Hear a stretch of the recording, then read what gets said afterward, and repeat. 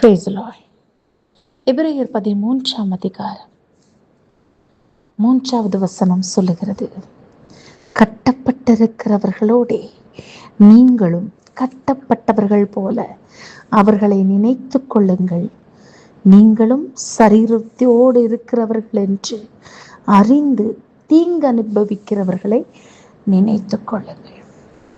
எனக்கு பிரியமான தேவனுடைய ஜனமே, எப்பொழுதெல்லாம் நான் நிற்கிறேன் என்று சொல்லுகிறோமோ, பவுல் அழகாக நமக்கு கற்றுக் கொடுக்கிறார். நிற்கிறேன் என்று சொல்லுகிற நான் விழாமல் இருக்க கர்த்தர் எனக்கு கிருபை தரணும். எப்பவுமே இன்னைக்கு நாம சங்கிலியால கட்டப்படல, அல்லது விபச்சாரம், வேசித்தனம், காம விகாரம், துன்மார்க்கத்தனம், இந்த மாதிரி துன்மார்க்க ஆவியினால, பாரம்பரிய கட்டுகளினால, விக்கிரக ஆராதனையினால நாம கட்டப்பட்டில்லை. நாம் விடுதலையோடு கூட தேவனை ஆராதித்து கொண்டிருக்கிறோம்.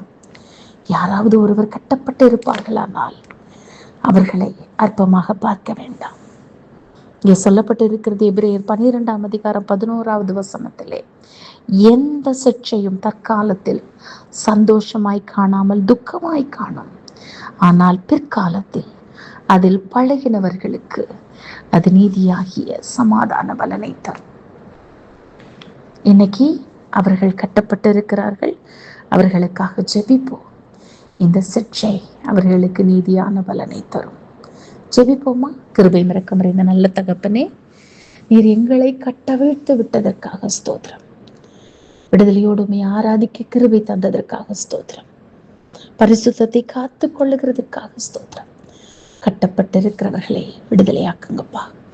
துதிகன மகிமை எல்லாம் ஒருவருக்கே எடுக்கிறோம்.